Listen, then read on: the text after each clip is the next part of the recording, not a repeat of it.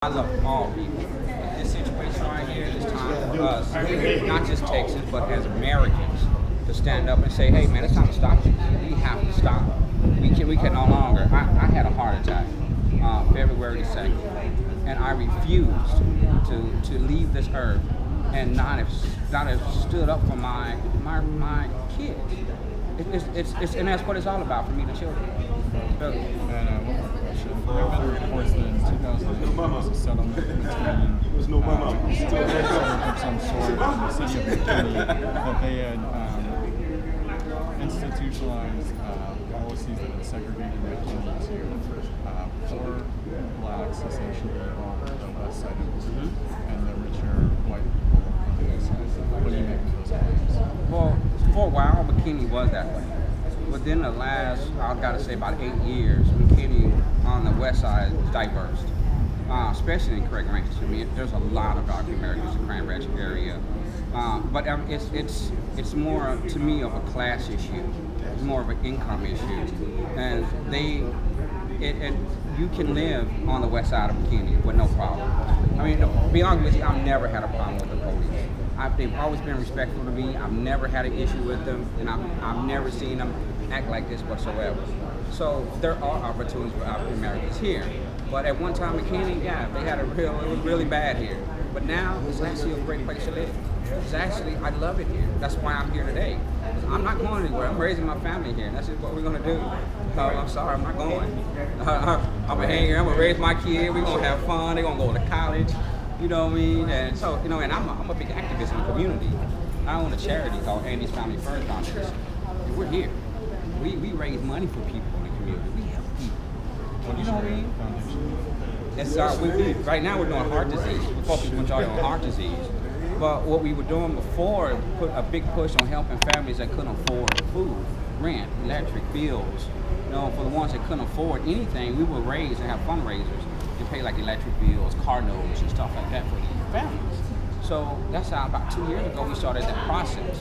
So I got pretty deep inside of McKinney, talking with the local people, doing fundraisers here in the community. And a lot of the people out here are great, but it seemed like this situation here is bringing out the bad side of this community, man. And I've never seen anything like this before in my life, to be honest with you. I've never seen the hate, and I've never seen the blatant disrespect for a group of people. These are children. That's all they are. The kids. We all make mistakes, bro. We were all kids. We all did dumb things. You know what I mean? Who did? You know what I mean? Who did do something dumb at 14? And they had no reason to do what they did. Yeah. All right. Thank you for your time. And your name was Jerry Johnson? Jerry Johnson. Okay. Yes, sir. Common spelling? Jerry, Jerry, last name Johnson, Johnsson. Thank you. Yeah, man, that's what I'm saying. It's like we got people that fought and died for our rights, and a few officers want to just disregard all that. Well, it's like I told somebody the other day on Facebook. When I go to work, I'm held accountable for my job. When he goes to work, he's held accountable for his job. Yeah. So we must hold him accountable for what he's done. Period. Yeah. And if we don't hold him accountable, who is? They're not going to do it. No. We have to hold him accountable. So we have to do what we have to do. We got to stand up for the rights. We have to stand up for our children. This is for our kids. We're showing our kids that you can't do this. That you got to stand up for yourself. And they're standing up for themselves. And I'm saying, especially for my kids, I'm not letting them know, hey, you got to get out there. You got to let people know. You got to stand up for what's right or wrong. Wrong is wrong and right is right. And it's that simple. If the officer would have got on scene in control, they trained him to do. He would have done his job. We would not be here today. That's all it boils down to. Because he did not do his job, we have to do this. So we've been forced into a corner in order to show up and let them know that we're not going to do this anymore. That we're not going to allow them to do this anymore. You just can't treat people. No, you can't. It's basic human rights. Basic human rights. I have a right. I'm an American. I'm a black American. I have rights. And you have to abide by those rights. When you go against those rights, they have laws to protect me from you. And our laws, we want our laws to go to work. The officer didn't respect the law. That's correct. Right. The ones upholding the law didn't respect doesn't respect the law. Correct. And I give praise to the cops that stopped him. No, if we went for that cop that grabbed him when he pulled that gun out, True. what would That's have my happened? thoughts, exactly. Right. What would have happened? Right. You know what I mean? What if he pulled that gun on an unarmed kid that was running from him? So true. And A in law, hero. Right. I mean, what do you do when you see like a bear attacking someone? Hey, over here, chase me. Well, I mean, they were trying to help the girl. I know. I mean, they were coming to her But I rescue. mean, what do you put hands on a female, a child? Right.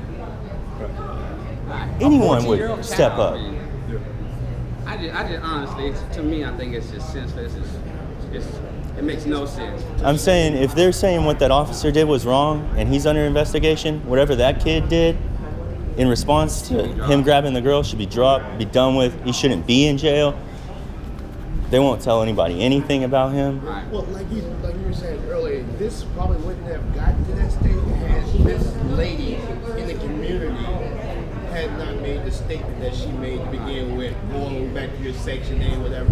I mean, these kids are actually part of the community. To a kid. Right. To a kid. To a kid. Of all people. I mean, What was that you post wanna you take said a like person- a couple weeks ago? Someone had put in McKinney, written a letter to someone? Yeah, it was a letter going around about a family who moved into a community here, and someone had written them a letter. Have you noticed they're not welcome here? Yeah. You all need to leave. And this is, That's only this is one the- race, and that's the human race, man. I mean, Yeah. That's it. The unfortunate thing, though, I hate to say it, but we get used to those type of things. Well, they come America- so frequently, you shouldn't have Right. to get used to them. No. They come so frequently, you can handle those things accordingly. Right. I ain't about to address this. You just wave certain things off. I wanted to say this though, if it's possible. You know what I mean? They had some on Facebook that came on and it said all DFW patriots, yeah. lock and load, come and counter protest to keep McKinney safe from lawless teens, race baiters, and cop haters. We need you now. Spread the word. How are we a cop hater when that guy's the one that didn't respect the law? Yeah. The person who put that sign out there, thank you Yeah. for protecting us. From what, 14-year-olds? Yeah. From kids? Yeah, they were like, Everyone's the- like I saw another one. It's like this was a dangerous situation. From a 14-year-old girl in a bikini. Right. You're Ooh. feared your life. Yeah. You're gonna get hit by a strap. I just think it's overall a heart issue. You know, we got to get to the heart of it. I think it's Exactly. That's why I'm It's very just one of many. We've seen it happen recently, and we need to do something. I think it's to show. Yeah. Just to show. Because we don't want it to come up this It's way. not- That can't happen. Not necessarily here, we don't have Anyway, period. absolutely, But now that it's in our backyard, we have to sit there and address it head on. absolutely. I think there's no doubting. They've had doubt in everything they've done before. Across Baltimore and every other city, they've had some doubt. Right. They've already said that this kid was ghetto, or this kid was bad, he was doing drugs, or he had a criminal record, Right. or he possibly had a gun or a knife in his pocket. Right. They always had that doubt. But when you have a naked, bathing suit, 14-year-old child that's not aggressive to you, and you still pull a Female. gun, Right. Female. There's no doubt anymore. Yeah. Knees on the back. So you know you can't raise the story that I was in fear of my life. And it's just too often, like recently. Right. Like it's almost like, oh well, we're getting away with it. Let's Right, let's just keep it up. Right.